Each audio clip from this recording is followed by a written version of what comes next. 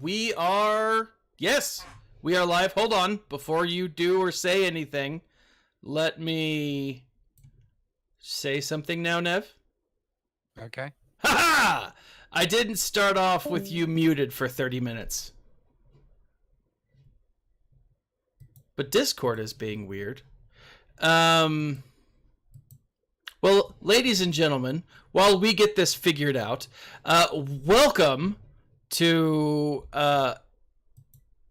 the discussion between Nev and myself. This is... You got kicked out again? Yeah, I got dropped for a second there. Oh, all right. Well, hopefully all the technical difficulties... I can't see us. It says we're live.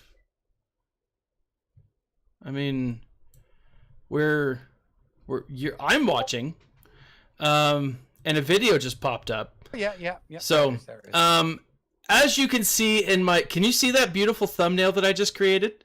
Look at that. No, I can't because I clicked on it, so I can't see it. No. Oh, it says it's the main background of the video. It says, "Will Disney sell Lucasfilm?" Oh, I'm so happy with this. I'm so happy with this. Awesome. That's my technical difficulty. Yeah. So Nev and I, we love to sit down and we talk. We disagree often on Star Wars and Star Wars related things.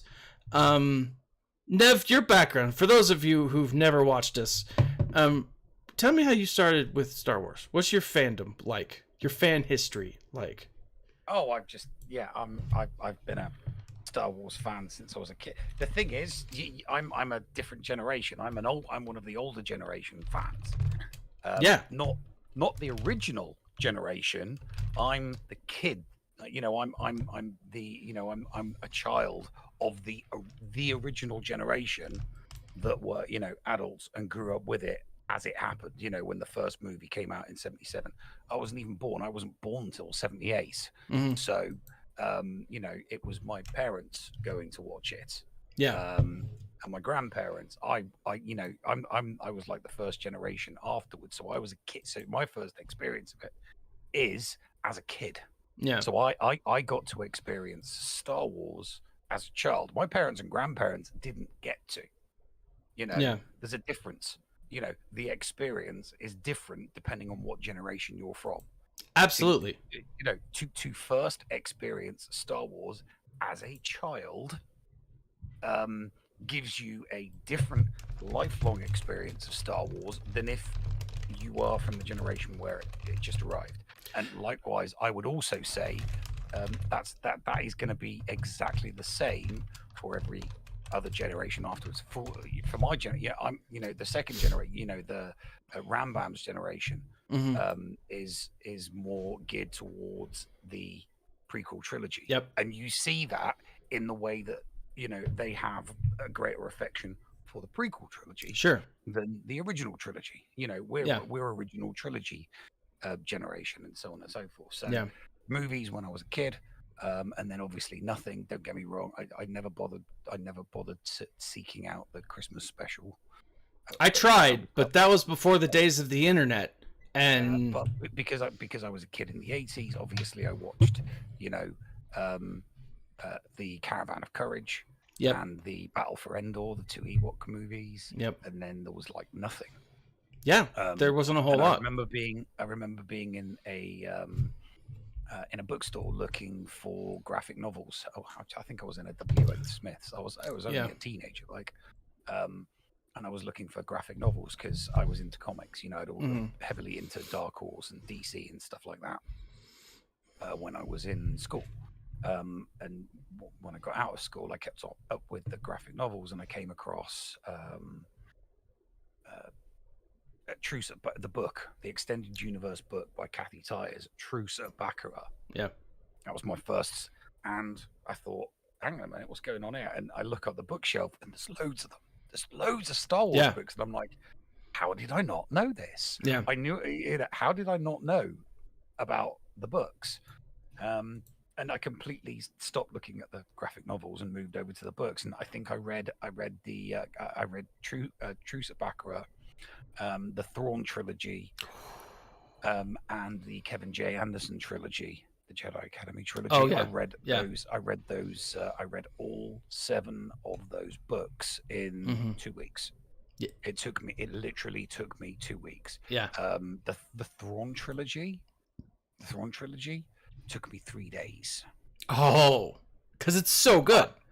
I read each book for solid 12 hours. Yeah. I would stop, I would take a nap, I would pick the book back up again. I was reading at stupid hours in the morning, but the books were that pulling that that trilogy I could not. The only other time the only other time where I started a book and I haven't stopped reading it until I finished it was Tom Clancy. Oh yeah. When I read Executive Orders, when I started reading Executive Orders, I couldn't put it down. So I had to. So I picked it up, read it cover to cover, and I did the same with The Bear and the Dragon as well. Yeah. So it's not just Star Wars. I can't. It has happened with other literary things. So that was it. I was hooked into the extended universe, and then the graphic novels. Not so much the comics, because I being a comic book fan from an early age, I kind of knew that if they did a series of 5 Star Wars comics, that they were going to release it as a graphic novel. So oh yeah. It's like, do you buy the hardback or do you wait for the cheaper paperback to come out? Nev, you always go hard, man. Go hardback. Well, sometimes I do, sometimes I don't. But and then obviously not just the books, but video games. Mm-hmm. Obviously video games as well. I remember the Star Wars Empire Strikes Back in the booth, and the Return of the Jedi, the stand-up one with I've been to Celebration once. Have you? I don't think I knew that. I've been to Celebration once. Yeah, that was good. Me and Ray Rock went together. Oh yeah, awesome, awesome. So there was that. What else? Yeah, that's pretty much anything Star Wars you can think. Yeah, and then I've what here's the thing. I have not. That's not to say that I have consumed every type of Star Wars content. But there is Star Wars content that I have never consumed. Yes. Nor am I likely to consume. To consume. Where do you draw the line, Nev? Where is it for you? The line for me is definitely anything. Definitely anything from episode 7 forwards, and some of this meddling with history. Yes. And I'm using the word history, not law, history, not canon, history. Yes. Okay. Now, and it's been clearly explained to us, with Marvel Avengers. And no, I jest on that, but I use history rather than there's history, which is one of the reasons why I didn't watch Obi-Wan Kenobi. I haven't watched it, and I'll never likely watch it, because what's in my head that occurred between the end of episode 3 and the beginning of episode 4 is set. Yeah.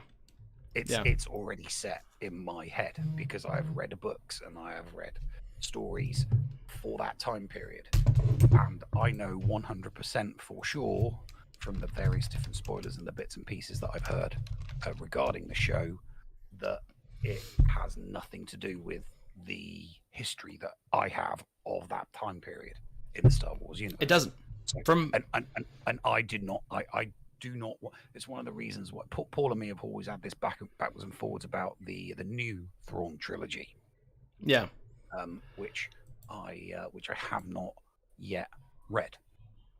No. But what I have been told, and it kind of gives me even more respect for Timothy Zahn, the author and creator of that creator Yeah. is that he went back far enough that it doesn't mess with his original trilogy. It does not.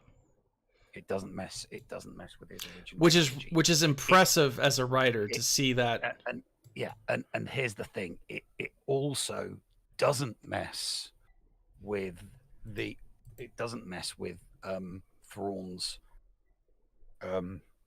between history either, because there are two very, very little known books that you know because you've read them. Oh yes. And you know the books I'm talking about. Yes, I do. It took me a second, and I was like, wait a second. But then I was like, oh yes, yes, yes. What are the books? Choice of One and the Hand of Fate. Well, I'm forgetting. No, I have them. You're getting the title of the book mixed up with the kind of group. Yeah. Oh, that's right. The I gotta look them up. The stormtroopers. The stormtroopers. They are. I mean, they're not all stormtroopers. They're all. They're Empire military. Yeah, but you got to remember that one of the, that some of them are stormtroopers, some of them are snipers. Some of them are, some of them are. What's the word I'm looking for? I've got a. Yeah. Let's see. Crap. I'm looking through all the books that I read last year, and I'm struggling to find it. It's not Hell Divers, which is a good one. It's interesting. It's one word, dude. It's one word. Allegiance. There it is. Allegiance. So, it's on my. Allegiance. So and that's what I'm talking about. Allegiance occurs shortly after the destruction of the first Death Star. Yep. And Thrawn, because he's not Grand Admiral Thrawn then. No. He's not even Admiral Thrawn then. The reason why those books are written so well, I mean, it's got Captain Ozzel, not Admiral Ozzel, but Captain. It's got Captain. It picks a period in history where it gives a wonderful story, and it doesn't mess. So I think I will probably go books about characters if it's about that character and it's like kind of a one-off story and it's not like a major part of it. Because obviously you think in the book, well, hang on a minute, Luke Skywalker and Mara Jade never actually meet. Yeah. And Timothy Zahn's like, well, they can't meet in the book because the first time they meet each other is in my original, Yeah. So there are a couple.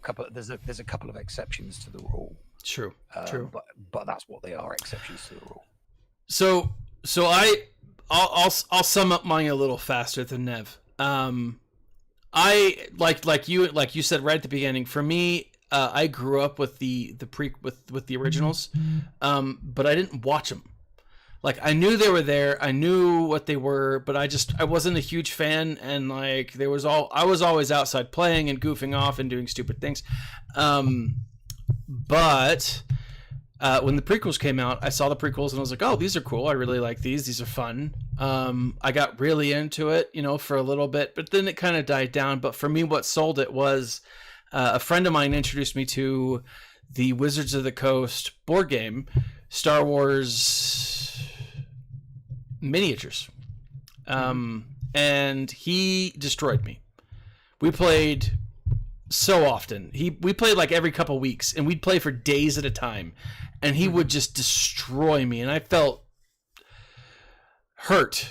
It was like maybe if I know more of the background, more of these characters, then I'll feel like I can build a better team. And so what I did is I went into Wikipedia, and I learned as much as I could about the people that I could play with, and I was like, oh, these are fascinating characters. This world is rich and interesting, and I loved it.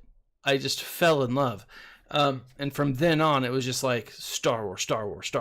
And so like, so for me, it's been probably the last 20 years, the last 15 years of my life, I've really, really dived into this. I've really immersed myself in the culture that is Star Wars.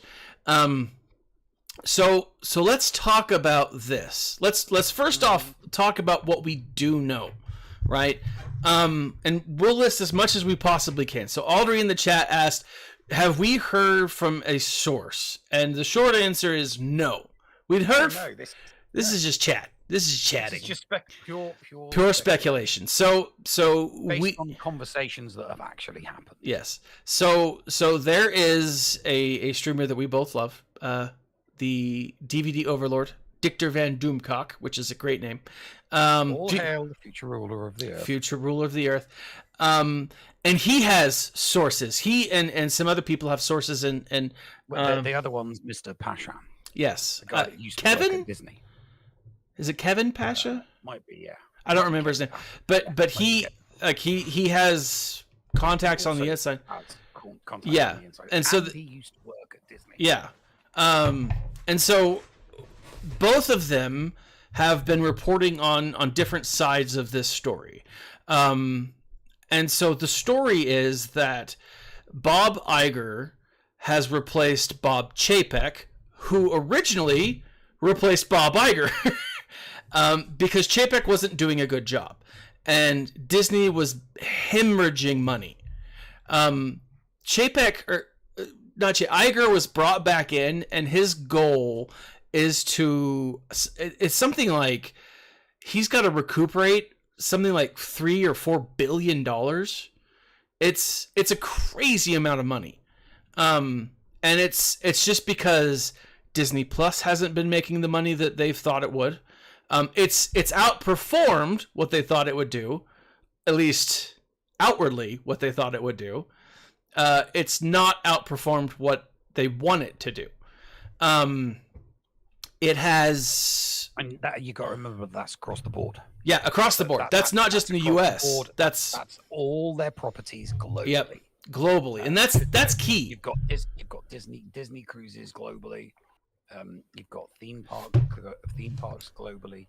You've got merchandising globally, and then you've got content globally. Yep.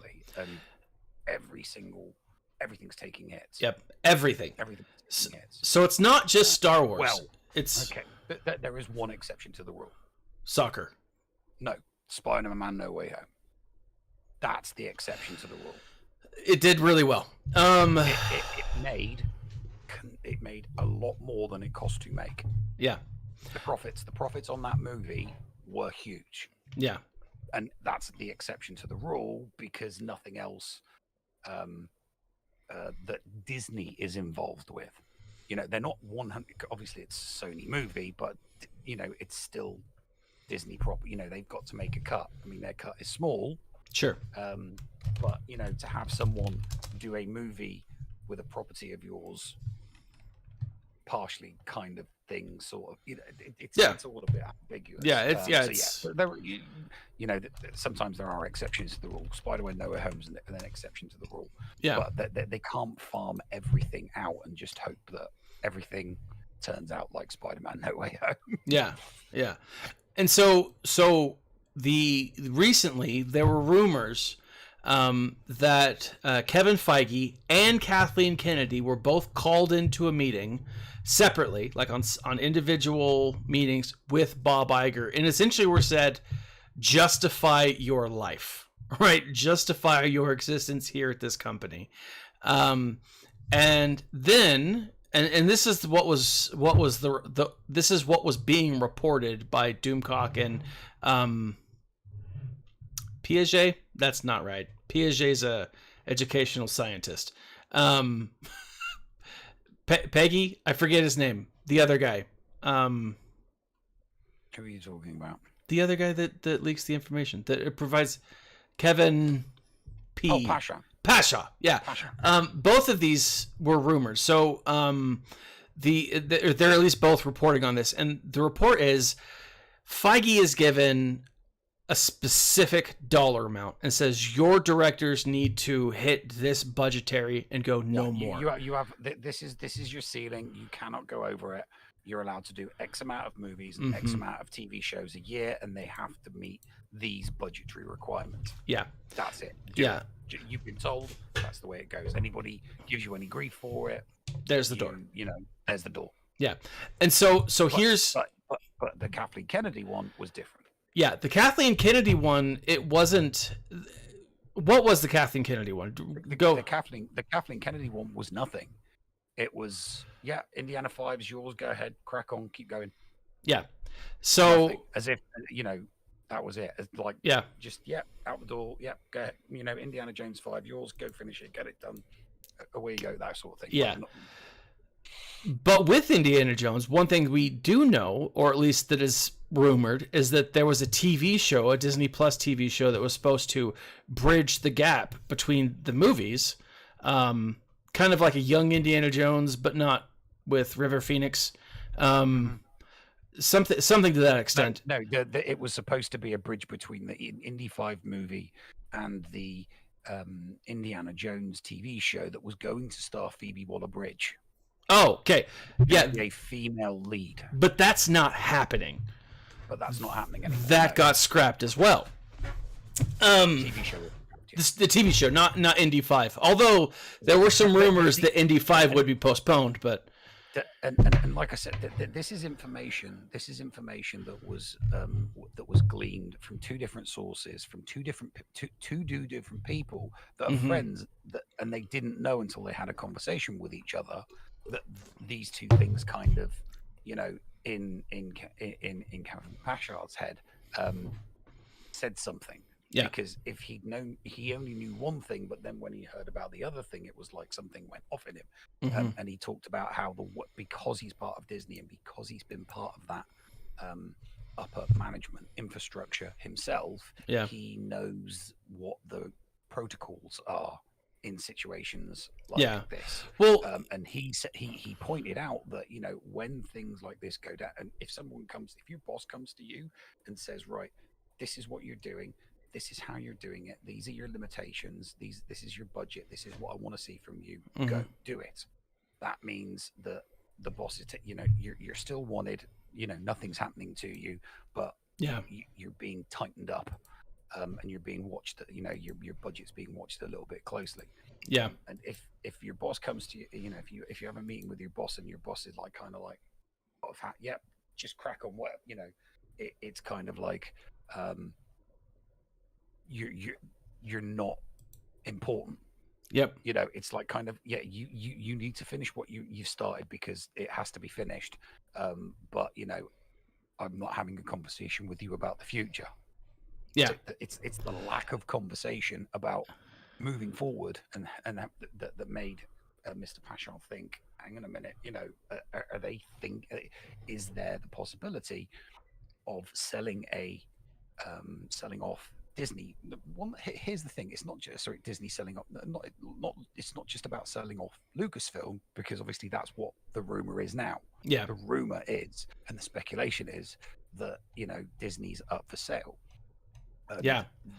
When you think about the money that needs to be made up, selling a chunk of Disney for a price that's roughly around that amount would actually solve all of your problems. Yep. Moving forward.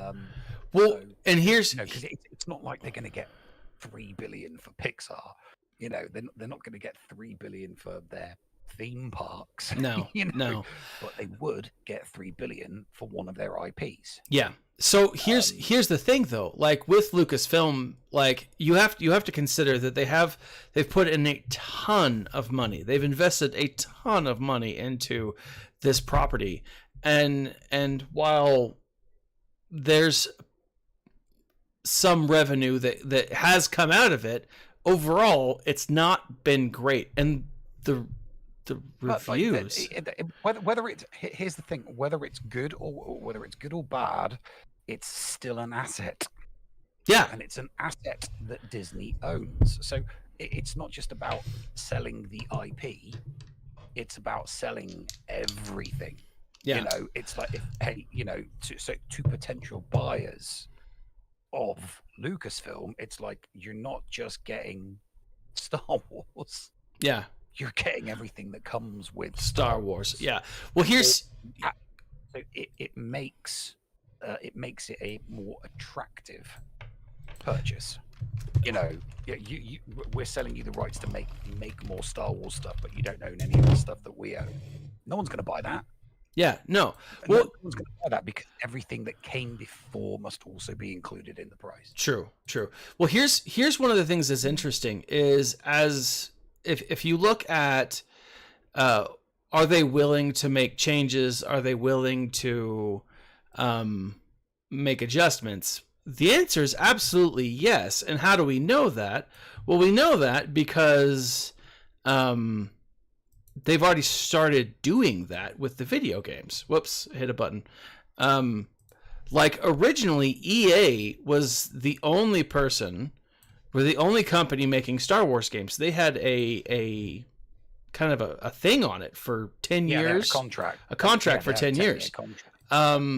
And is that 10-year contract up yet? Because if it's not, they're in breach because it's definitely up soon. Yeah. People will be developing games now. And we know that Star Wars games are being developed now. Yeah. They just won't get released until licensed until the contract is over. Yeah. So I just brought up there we are. I just brought up IGN. This is showing all of the games that are in development for Star Wars currently that are from other companies, right? You've got the Legos, you've got Star Wars Hunters, Jedi Survivor. Actually, Jedi Survivor is the only EA game still in the mix. You've got the remake of the Old Republic. You've got Respawn's doing a first-person shooter of some sort, which sounds dope. Ubisoft is doing an open-world game for Star Wars, akin to No Man's Sky. Is that what it's like? That's no idea. But it's some big open world project. I've paid very, very little attention to Star Wars games for the last decade, with the exception of the mobile games. Yeah. Star Wars Eclipse, which has gotten a whole thing. Respawn is doing some work. There's Amy Hennig's Star Wars Skydance game. Like there's a lot in the works, and they're looking at Star Wars and they're saying you need to start making more money, right? You need to be better than you have before, and that's where it's at right now. Well, here's the thing: you got the reason why EA wanted to get this game out this year was because this was the last year of their contract. Yeah. Because after this year, people will just go back to LucasArts.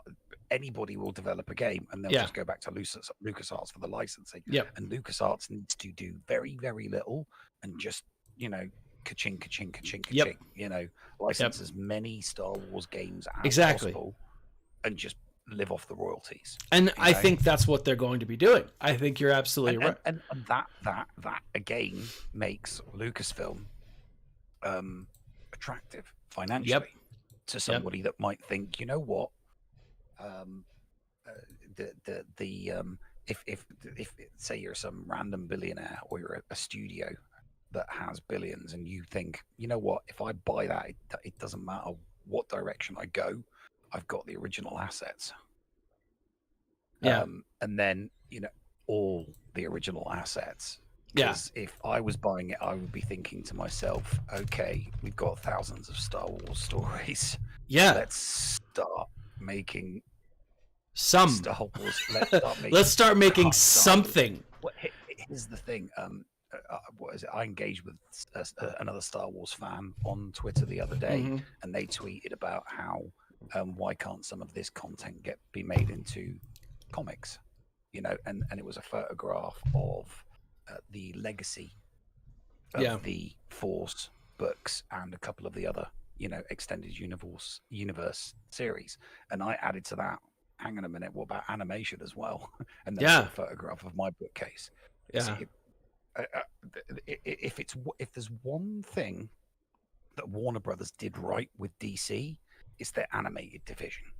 Their animated division does really good animated stuff. The styles are different, the movies are different. It's all over the stuff's all over the multiverse, but that's made primarily because somebody makes a graphic novel or a comic, which is good, and then Warner Brothers thinks for a few hundred, for a few million, I can turn that into animated, and boom.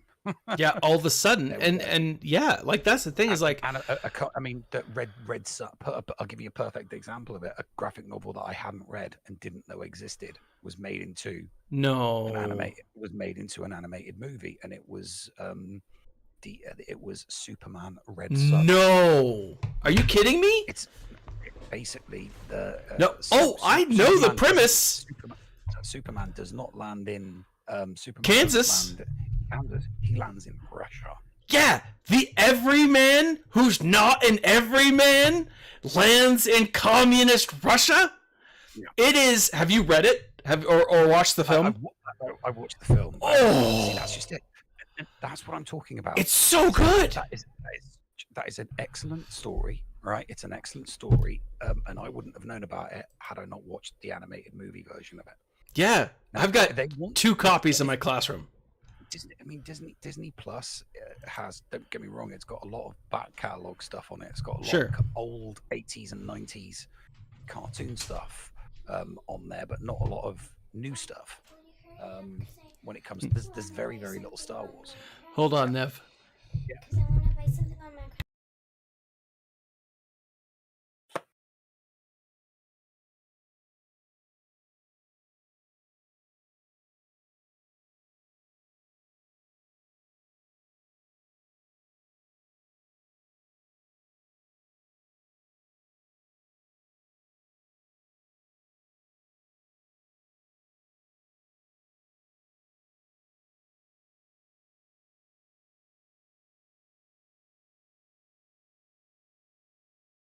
We can cut this short if you want, mate.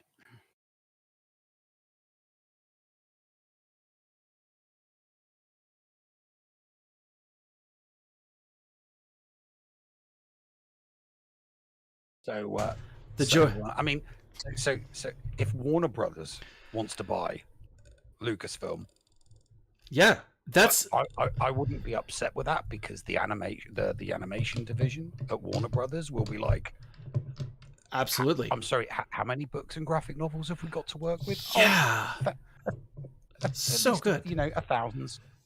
And they'll be like, what? It's like, no, seriously, you will have a back catalogue of thousands of stories. Exactly. And you will the animation department. It's like a kid in a candy store. It's like, oh, there's a story from that era, and there's a story from this era. Oh my god, there's a story about this character. There's a story about that character. Oh my god, this one. Yeah. That one. It's amazing. Like that. Just yeah. It's amazing. And so this is where you and I we differ a little bit. We differ a little bit. So there it is. Yeah, Superman Red Sun. Such a great book. Such a great book. The animated thing is beautiful. I'll have to check it out. Version, it's beautiful. So good. So good. But here's the thing. Like, and I agree. I call DC's cartoons like the pinnacle. It's the 90s was the golden age of cartoons for me, and I think for most people, because you have the Batman, you have Batman the animated series, you have some amazing stories, and again, it was their foray into taking comic books, taking graphic novels, and turning them into film. Yeah. I mean, you had your Avengers and your X-Men, but you also had your Justice League. You had your Justice League cartoons and your Flash cartoons, and I mean the Batman, Superman. Yeah, Batman, Superman, Wonder Woman. Yeah, you had all those, and you had the Justice League. But here's the other characters. Here's the thing. It would be absolutely fascinating for DC to be, not DC, but Warner Brothers to pick up friggin' Star Wars. That would be amazing. Now, like, here's part of the reason why I think that this is even possible, right? You and I have talked about this for a number of years. You've got the Disneyland, the theme parks, right? And you have Star Wars in the theme parks. I have a hard time believing that they would just abandon that. And no, I explain. No, I explain that they wouldn't be abandoned. They would be part of the sale. But that's the thing, is they'd be part of the sale, but then like they would get credit for. No. They would just simply it would be part of the purchase of the IP and all of the back stuff. You know, if Disney's selling Lucasfilm, they want to absolve themselves of all financial responsibility and get a nice big fat paycheck. Well, that's my point. The Star Wars theme park would be part of that. You know, whoever's buying it has to take on the maintenance of it, the running of it. Everything. So it would still be part of Disneyland or Disney World, but then they'd maintain it. But Warner Brothers has its own theme parks. Huh? Warner Brothers has its own theme parks. Then in that case, they could take part the, they could simply say to, that Disney could, if they buy it, it doesn't have to stay in the Disneyland park. They could simply, literally, uproot everything and move it to another theme park. And I think that would actually be pretty cool. I mean, think about it. You could have Luke, they could make space or buy a lot next to Universal Studios. Yeah. And put the Star Wars theme park there, as much as it's of an era, and it's a post episode 7 environment. Yeah. So it has no affinity with me. I understand as a Star Wars fan that it has an affinity with other Star Wars fans. Yeah. So I would never want to see something like that destroyed. It's not for me. It's for Star Wars. Sure. I've said this to you many times. No, I know. I just didn't understand that's what you. Not everything is for every fan, but there's something for every fan. Agreed, 100%. Now I've actually been to Star Wars Land twice, I think. You've been to that twice, and I've been to Celebration once. Yeah. And I enjoy it. Like I really do. And to me it's not because, oh hey, this is Tatooine, although Tatooine would have been cooler. And I think make more sense in the hot. It's Batu. So it's not even Jakku. It's another planet. And it's not bad. Like it's not a bad experience. The problem is it's all related to 7, 8, 9, and no one cares about 7, 8, 9, or not enough people care about it. But I don't care about 7, 8, 9. That's why I am interested in going. But there's enough stuff that kind of like brings people around and connects people. It still makes it fun.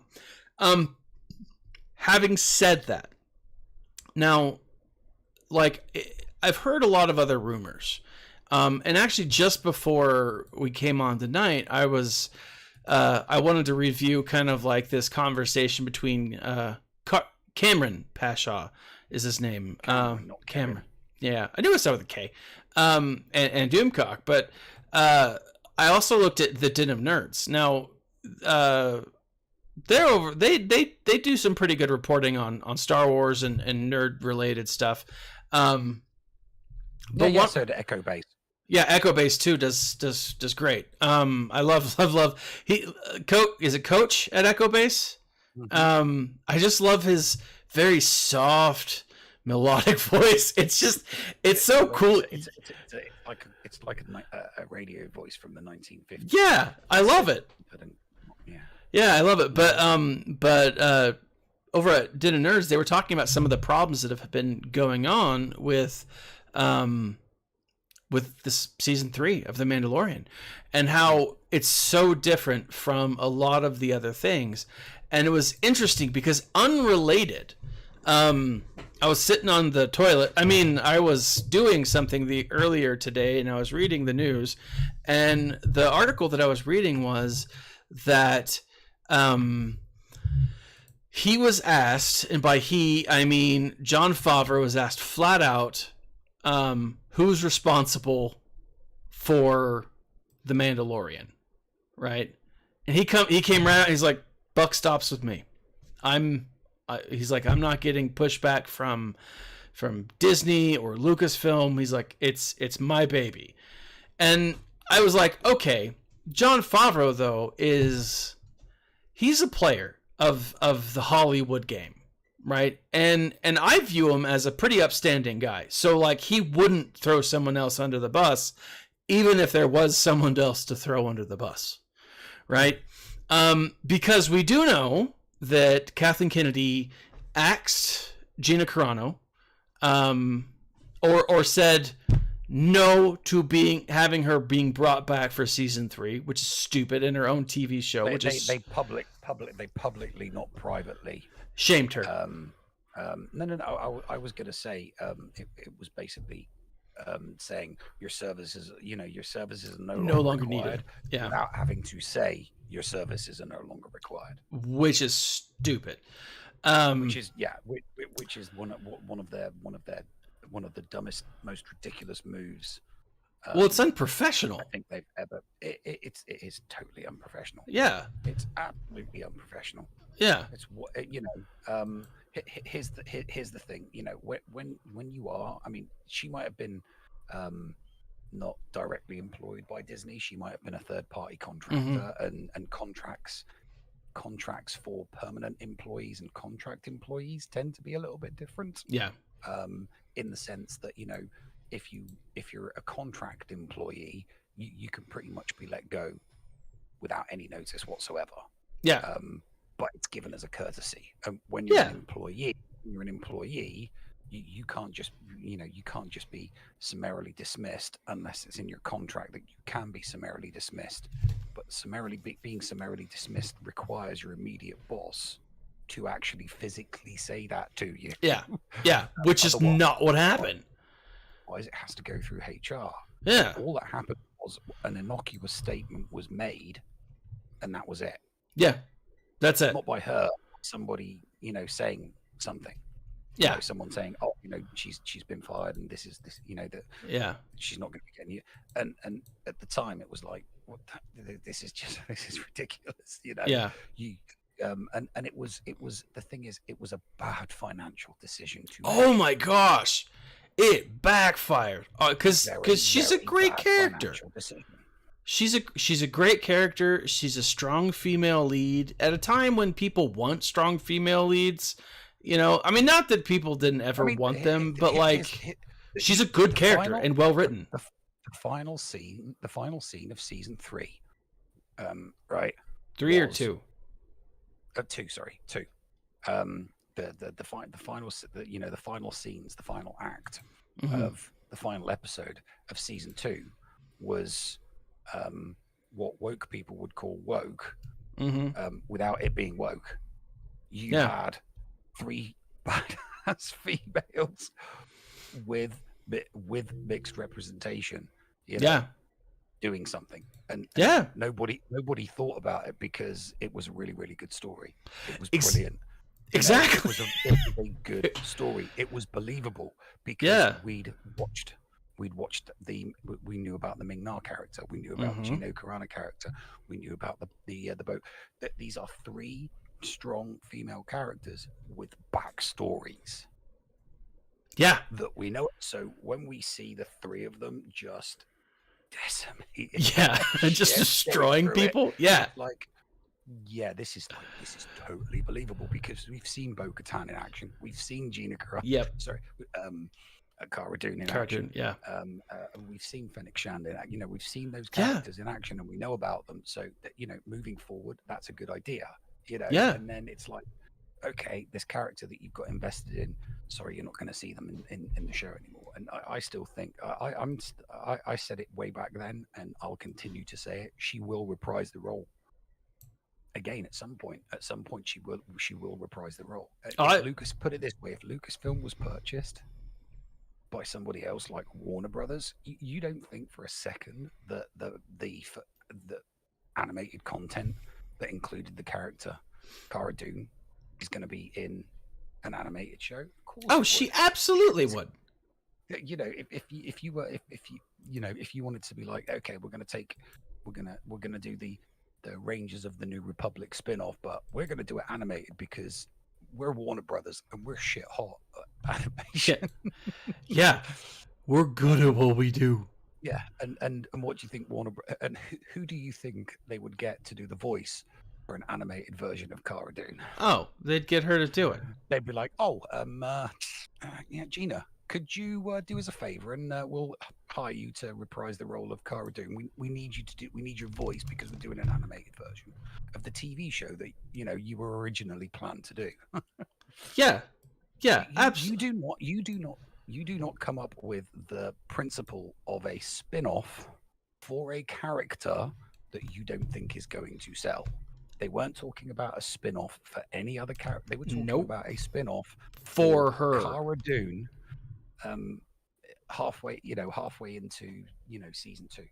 Maybe even before season 2 kicked off. I would have thought it was before season 2, to be honest. But they weren't thinking, oh, let's do. They were like, oh, people like this character. Yeah, it was. So It doesn't hurt that Gina Carano can do her own stunts.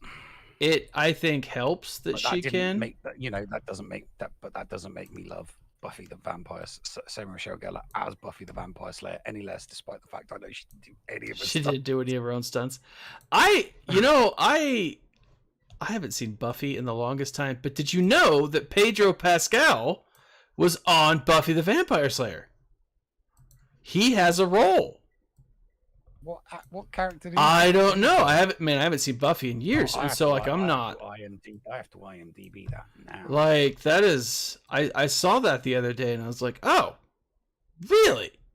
I've been trying to get my wife, because we've what is the oh my god, Pedro Pascal was in Buffy the Vampire Slayer season 4. Oh yeah, he plays a vampire, right? This is weird. I can't believe I can't remember. Yeah, well, like I said, I saw. I think 4, episode 1. Yeah, nuts. So, yeah, no, but I saw him. My wife and I was telling my wife the other day. I was like, we need to watch the incomparable weight of exhausting talent with him and Nick Cage, because it's Nicolas Cage. And oh yeah, no, I'm watching the clip now. I can see, yeah. So I really want to watch that. Buffy season 4. That was a brilliant season. Season 4 was a good one. Yeah. Buffy in college. So here's my thing. Here's my whole thing. Right. I think it's possible, and cool. Part of the reason why I think it's possible is because they've been struggling. And one of the things that I saw, and it was a video. I'll bring it up here in a second. This was a nerd, Den of Nerds, Den of Nerds.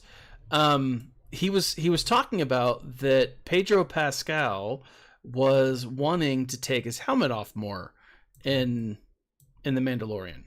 And it got to a point where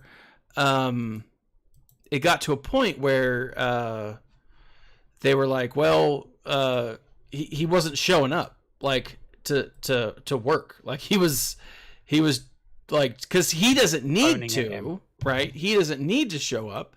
They were just doing his thing. So this is the view of what it is. It's this video here. It's Den of Nerds, and he's talking about, one of the things he talks about is how there's so many problems that are going on with Jon Favreau and not Dave Filoni, but Jon Favreau has just kind of given up. Yeah. Right. And it's because, even though he says that, I'm not going to throw anyone under the bus. Buck stops with me. Season 1 and 2 have a very real vibe, whereas season 3 is, I don't know, it's a little off. I didn't know what the plot was until the end of the 5th episode. It's like when the penny dropped. Okay, so it's not about anything the man was doing in particular. It's all about Bo-Katan.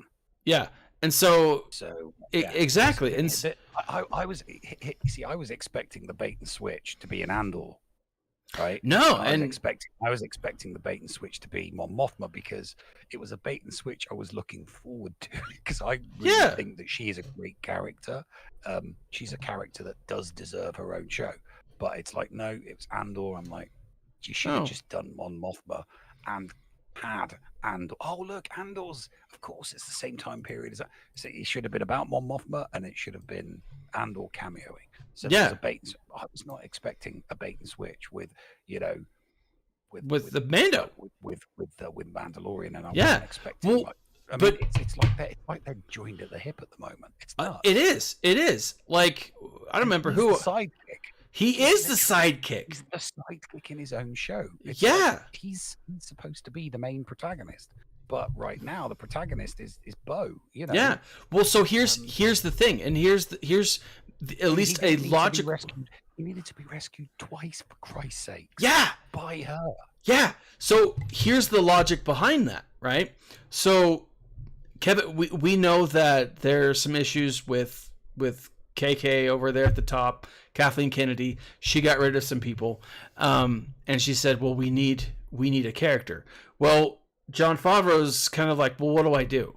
Right? He shoehorned Mando into the Book of Boba Fett, not because he wanted to, but because he had to. Right? Kathleen Kennedy's like, you've got to do this. You've got to find a way to get Grogu back with Mando. And it's like, okay, I'm going to do this weird storytelling that makes zero sense. And because you can't go from the end of season 2 into the beginning of season 3. Yeah. You can't. And you should be able to do that. Yeah. With a TV show. Yeah. You shouldn't have to all of a sudden watch an entire other TV show as a link between seasons. Yeah. You just it's nobody does that. Yeah. Nobody. It's ridiculous. It's bad storytelling. It is. It's especially if you're binge watching. Yeah, because now I have to go watch a couple episodes of something that won't make any sense. It was you know what? It was one of the things that for me, it's annoying. It was one of the things that really pissed me off about the Battlestar Galactica remake. Mm-hmm. Was they kept on doing these goddamn movies and miniseries between the seasons. Yeah. See, I binge watched the seasons. Yeah. And every now and then between seasons there would be a complete gap in the story, and I'm like, I don't understand where's this character gone, and what's this new character? Yeah, you can't do that. And it's like, because they made a movie, and it's like, well, I don't know you. How the hell am I supposed to know you've made a straight to bloody DVD movie of a story that links the two? So, I mean, yeah, it's my one criticism, because I didn't like it. I was a convert for Battlestar Galactica. I was a convert. I mean, gotta have me some Katie Sackhoff. She's. I'm just waiting for those two to hook up. I mean, at this point, my first thought was, right, okay, so the guy that played, the actor that Benedict that played Starbuck in the original series, that was eye candy for the ladies that had to watch the show. And it's like, well, let's make the eye candy for the guys this time. It's like, I think Katie Sackhoff's probably eye candy for a lot of people. Yeah, but I just, as I'm watching this though, the concept is, the theory is that Pedro Pascal's on his way out, and they're going to replace him with Bo-Katan. And that's why we're getting this switch. Is this why this is why we're getting the bait and switch? Because this literally is the end of. Because season 3 is the end of the line. Oh no! Because the Mandalorian doesn't necessarily mean Din Djarin, right? Yeah. I mean, it does. It does. Season 1 and 2 are the Mandalorian. Normies. You're not going to give it. No. That's just going to confuse people. It will. It's just that's stupid. That's just going to It will. So, but That's you make that somebody else's nightmare. But here's Lucasfilm, you make that someone else's nightmare. Here's let me throw something at you real quick, and then we need to wrap up. But I heard it was a rumor probably about 3 or 4 months ago that Jon Favreau went into Bob Iger and said, "I'm done. I'm out." Right? Have you heard this? I heard that he was that he was on the verge. He was on the verge of quitting, and all because of KK, all because of Kathleen Kennedy, and he's like, "I'm done." Do you know where he was going to? The rumor was that he was going to Warner Brothers. Okay. I mean, could Warner Brothers be Disney's savior or big bad? Right? Yeah, no, I mean, here's the thing. I just think Lucasfilm needs better management. It does. Right? Yeah. The products that come from Lucasfilm aren't achieving the level of success you would expect from the IPs that Lucasfilm holds. Yeah. It's not. And that's not because it doesn't have the potential to. Sure. Because it does. It just means that it's being poorly managed, you know. But it's still a it's still a valuable asset. So, you know, Warner Brothers. I think Warner Brothers would be the best option. But and I'm going to add a very, very big but here. An outsider that could afford it because they've got enough cash on hand. Elon Musk. No, Sony. Sony's got about 9 to 10 billion on hand at the moment. That's true. So Sony could buy Lucasfilm. But you know, they could sweeten the deal by taking a discount on it to the tune of whatever value they put on the remaining Marvel IP that they hold. So they could say, "We'll release it all to you, but we want a 20% cut on the 20% cut on the price." I could see that, and then they wouldn't need to. In the market, there are people in the market that would buy it. Yeah, and the only place that I would not want to see it go would be Paramount, because I would dread to think what Alex Kurtzman could do to Star Wars based on what he's done for Star Trek. That would worry me. But yeah, no, that'd be the end of it for me. Yeah, definitely Warner Brothers, and Warner Brothers has already got a streaming service, so they already have it. The content just transitions flawlessly. So yeah, I've been looking for a reason for HBO Max. Velma just didn't do it for me. I'm not something I would watch. It's not content that's aimed at my demographic, so I'm not going to watch it. It's not aimed at many demographics, actually. It's aimed at maybe. Harley Quinn. No, I've seen a couple of episodes of Harley Quinn, and I was really impressed with it. Kuko does Harley Quinn beautifully. Yeah, it's so good. It really is. And here's the thing. Harley Quinn is funny, and it's good, and it's entertaining. And do you know what they did? Don't get me wrong, there's some dumb shit in it, some really dumb shit in it. But when it's primarily on her character, it's good and it's fun and it's enjoyable to watch and it's entertaining. It really, really is. So anyway, Bones in the chat says that Last of Us was worth it. I've watched all of them except for the last episode, and I've enjoyed it so far. Content that doesn't interest me. Didn't play the game, so I'm not that interested. I love zombie movies. I love zombie stories, and I don't have a ton of them right here. They're all in my classroom, but I loved it. I love zombie stories. I have tons of zombie books. Yeah. So Last of Us actually came out on PC just recently, and I've been meaning to get it for my Steam. So anyways, Nev, thank you for joining me tonight and talking about this. Good chat, mate. It has been far too long since we've discussed this. We need to we need a certain amounts of rumors and conjecture and speculation to bubble up, and then gives us something to talk about for a couple hours. Yeah, maybe or an hour in this case. Yeah, maybe after my daughter came in. She's like, Dad, I need to buy some stuff online. I'm like, what do you need to buy? And she's like, Minecraft add-ons. And I'm like, all right, fine, that's fine. But yeah, so anyways, Nev, thank you for joining us. Thank you guys for being here tonight. If you catch us on the replay, like, subscribe, share, check out the links. Let us know, though. What do you think? Do you think Disney is going to sell? Nev and I both hold 100% that Gina Carano will come back. I think she's coming back on Disney's watch. I'm hoping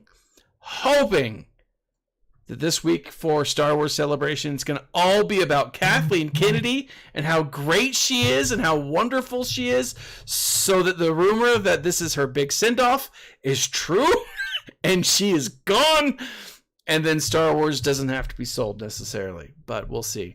Anyways, guys, thanks for joining us tonight. Have a great night. Have a great... what's today? Is it Wednesday? Thursday? Thursday. I'm on spring break, so all of these days have merged together. So, like, subscribe, share, guys. Have a great night. Have a great rest of your weekend. Enjoy Easter.